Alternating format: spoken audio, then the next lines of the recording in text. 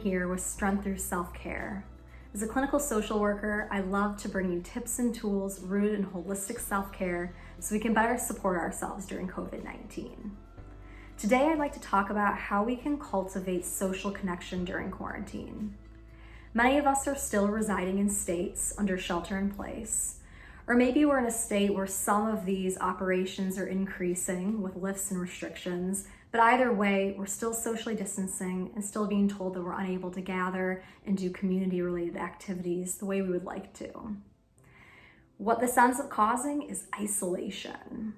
One of the most devastating effects of COVID, beyond the virus itself and the economic toll it's taking on individual households and businesses, is the physical and psychological isolation that people are experiencing. We know from experience and from research that loneliness and isolation can have a huge negative impact on our physical well-being and our mental and emotional well-being, especially for folks who may be managing depression or may heavily rely on social support for their self-care and their coping strategies, such as someone who might be in recovery. We also know that for certain cultural communities, extended family, gatherings, and interdependency are huge values and integral to the lifestyle. So it's impacting people in a lot of different ways, and it's challenging, stressful, and even traumatic sometimes.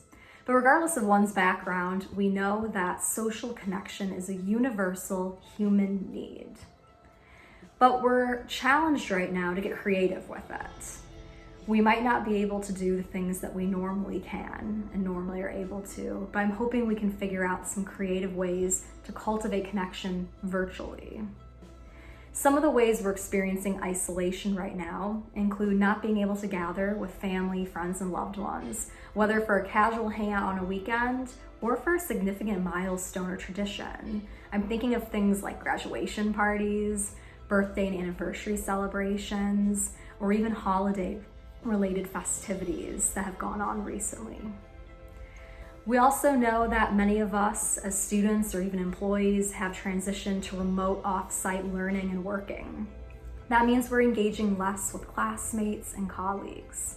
If we're part of a faith community, there's a lack of communal worship and being able to gather at our houses of worship with one another. And then of course, there's the cancellation of events and the postponement of group activities and hobbies that we might feel very passionate about, such as fitness classes, participating on a sports team, volunteering, or even gathering together as part of an organization that maybe we volunteer with or we meet with regularly that we're really, really passionate about, and not being able to do so, or not being able to do so as regularly. So these are all ways in which our normal routine and the things that we love have been disrupted by COVID-19. So as I said earlier, I'm hoping to think of some creative strategies to help us feel connected during this time.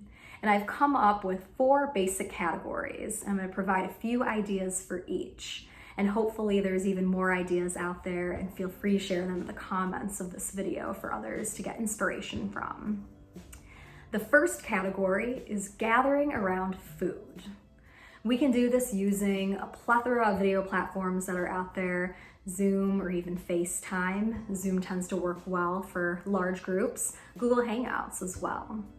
And it can be something as simple as a coffee date on a Saturday morning, grabbing lunch with a coworker or friend, or if you're a Muslim and you're fasting, having an iftar, having a meal to break your fast at the end of the evening with all of your family and friends included.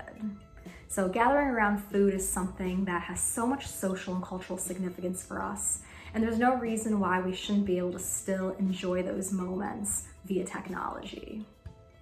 The second category that comes to mind is recreational activities with friends, but again, using virtual platforms. Some ideas that come to mind for me include getting together to do a game night, again, something that can be done over Zoom. Getting together, I guess in air quotes here, for an exercise class, a yoga class. There are a lot of free classes that are live streaming on YouTube, Instagram, Facebook, and there's even apps out there like the Nike app that are offering free membership for folks. So one fun thing to do is to find a video and grab a group of friends and you all pull up the same video and then hop onto Zoom together and do that workout together. Another option includes taking a virtual tour of a really, really cool place like a United States National Park or a World History Museum or art gallery with a friend. I've actually included a few websites in the description of this video that will take you to some articles and blog posts where you can find a list of the different parks and museums that offer free virtual tours.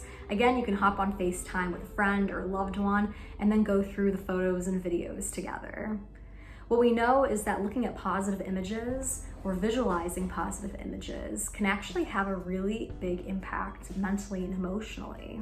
So this is something that can be fun and also something that perhaps can be a little self-soothing, speaking of grounding from my previous video. A third category of building connection stems from the exchange of ideas or sharing of ideas. A book club is a great example, reading a book or an article independently and then coming together on a virtual platform to discuss, maybe bring some food or some snacks along as well. Speaking of food, we can do a recipe exchange. This is something that can be done easily via email or even over a WhatsApp group or text message.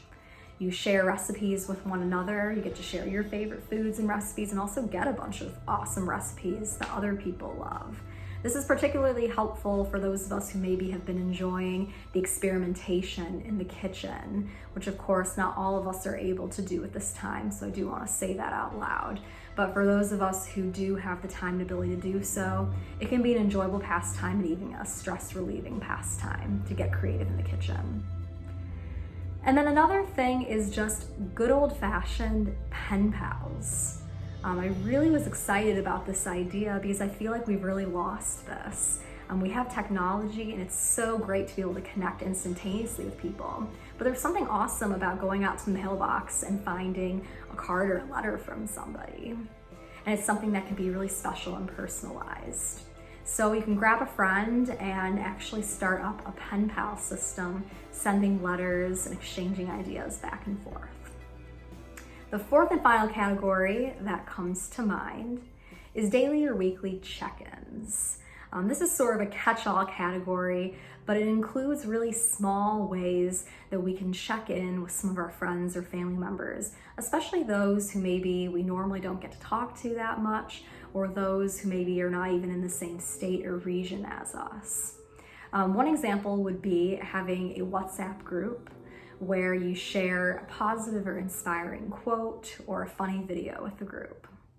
Another example would be simply having a weekly FaceTime chat with one of your friends or your parents or your siblings, where every Friday night you start a tradition of hopping on a FaceTime and talking and catching up.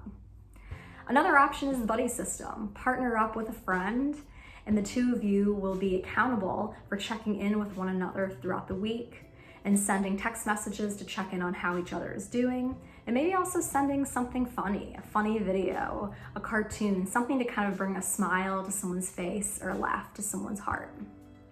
So those are 4 categories of activities that we can try to do virtually and with technology to try to reconnect and cultivate connection with family, friends, and loved ones. This is a really difficult time for everyone, and I think we need to give ourselves permission to say that out loud, to name it and to validate it, and recognize that it is hard being cut off from our social connections, but we're fortunate to live in a time and space where we have more access to technology and means of communication. So I hope that we're able to take advantage of some of these. Again, if you have additional ideas beyond the ones that I included here, please feel free to share in the comments. As always, I'm wishing you wellness, stay healthy, stay safe, and God willing, I'll see you next time.